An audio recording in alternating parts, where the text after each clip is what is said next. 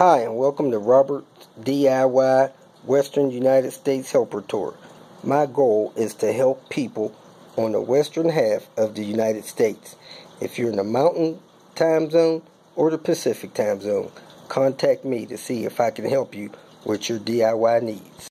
Hey, this is Robert. Good morning. I am on my way to meet my first helper DIY tour person. And we're going to, I think, work on the air conditioner compressor and maybe a few other minor things, nothing major.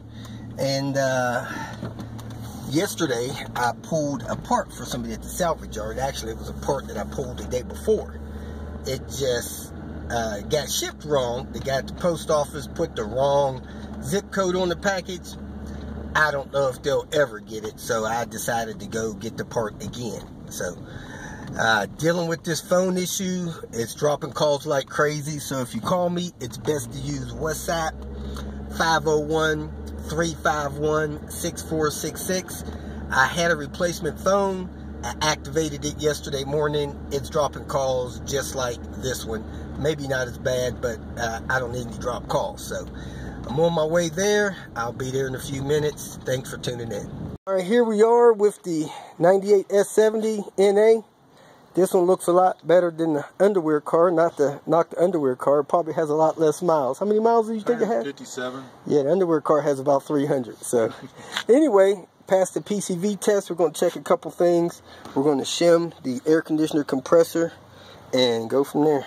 Which was 5 years ago. There's the air conditioner system dryer. It's taking a pretty good hit. So hopefully it's not cracked. We'll find out. Here is the lower front motor mount on the passenger side, which is the front of the engine. As you can see, the lower bolt is totally gone, so this mount is totally destroyed. Next on deck is the cabin air filter, and that one is due. We have the filter dated and it's installed. Next thing we're going to do is replace the ignition switch. And I don't encourage this, but the owner of the vehicle went and got one for under 50 bucks at AutoZone, I believe is their brand. And wouldn't you know it, when we pulled the switch out, it looks like an actual OEM switch. So this may be a treat for you guys. I noticed on the front it had that tag there with the West Germany, and I thought, man, this looks like the original switch.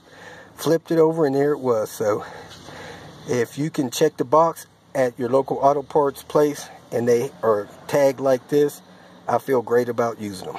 A reminder, when you access this ignition switch, which is screwed to the vehicle, be extra careful that you unplug this plug. If you just grab the end of it, start jerking, you're going to pull all these wires out the back of that switch, and when you do that, you're going to have a mess on your hands, and you're probably not going to get that back on. So I would say make sure you get something in there, like a small screwdriver or something. Work that out like that, unplug it, and don't pull on that outer switch, because if you pull on the outer switch and you bust it, you're not going to get all of those wires back in the right pinholes. We're going to do the shifter bulb, and I just happen to have a spare, so we're going to dig into that real quick and get that replaced. Putting the armrest center console stuff back together from that bulb replacement, I noticed there was a penny in that. Say that again? Cigarette lighter holder there. So we checked, there was a couple fuses missing, and one of those fuses had to do with the right high beam.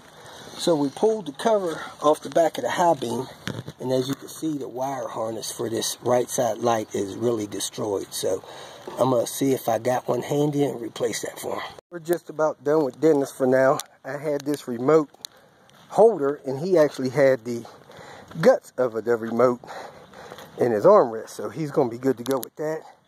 Giving him some oil eater all-purpose cleaner and some of the oil cleaner in the spray bottle. So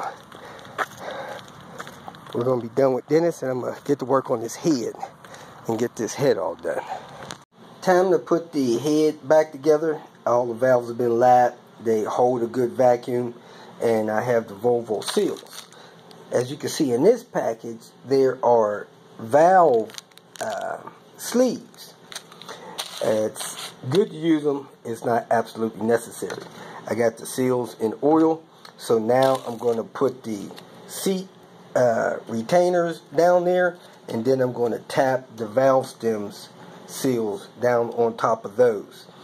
You should put the valve stem seals in place and tap them down until you know that they're seated all the way down. You'll hear a change in the sound of your tool when they're all the way down. It'll go tap, tap, tap, tap, click, or tap, tap, tap, tap, ping. When you get that final sound, that's when you know they're all the way seated.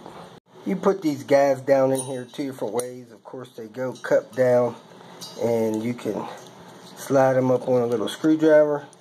Put the screwdriver in the center, let them fall down that way, or you can put them on the edge of a magnet, put the magnet in there, and release the magnet.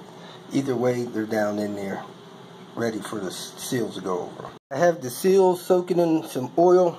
I put them on a 10 millimeter, that holds them good, and you just set them over the valve guide, snug them down on there, and your tool will come right off. So let me go ahead and set all 10 in place, and then I'll tap them down and lock them on. Seals hold well with the 10 millimeter. You set them in place, push them down a little bit, and just lift the tool off. Now I'm going to tap them down with an 11 millimeter because I don't want to put pressure on the seals with the 10, and the 11 is kind of a perfect size to go over the seals and onto the rim of the valve stem seal. So that's kind of a tight fit with a 10, and the 11 it's going to be a lot looser fit. And that's how they sit on there with an 11. But as you can see, it falls off with the 11. But the 11 fits right over top of them, and now I can tap it in with a little lighter tool, little mallet or something, and you'll hear the pitch change when it gets all the way seated. So let me go ahead and get this tapped on here. Put a little pressure on it, then you tap on it. When you hear the tone change, you know you're all the way down.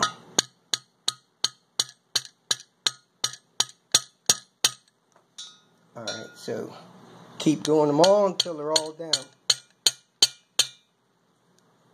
That's the best way to make sure they're seated all the way down, and the number 11 is bigger, so it's on the rim of the valve stem instead of pushing on the seal.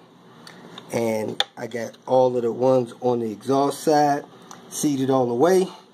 Now I have my exhaust valves in order. I'm going to put them in order from 1 to 10, and number 1 is here where this guide is for the cam, and they go all the way across. I oiled the valve so that it'll go through the valve guide and the valve seal pretty easy. But if you want to use those protective sleeves, you need to put the valve through the valve guide, then put the sleeve over the valve like so, so that it covers those ridges, and then you put the seal in with the valve sticking through the head. Now that's probably more commonly done when you have the head on and you're replacing the valve stems with the engine assembled, not like I have it here. You can do it like this, but the way that I do it, I just lubricate them, and then I push the valves oil through the seal. Now that plastic sleeve on top of this valve will not allow enough clearance for the valve to come through the guide, because that is a very tight clearance. So I'm going to go ahead and tilt the head up and put the valve into the head and through the seal. So here I go. As you can see, it's going through. Now I'm going to tilt the head down and push the valve through the seal. Now it's ready for me to put the keepers and the springs on and the top retainer. Let me go ahead and put all these valves in across here and then work on securing them. I have all the valves in. Now I just gotta get this head back to the vehicle make sure I get all my installation supplies and get this installed. Also want to make sure that all of these little oil ports here are clear. If you feel that this information was useful, please like it and share it with your social media friends. You can subscribe to my channel so that you will get notifications of future videos that I post. You can follow me on Twitter, and if you need to contact me directly, please visit my website. And if you have any questions, leave them below, and someone or myself will reply to them. Again, thank you very much for watching.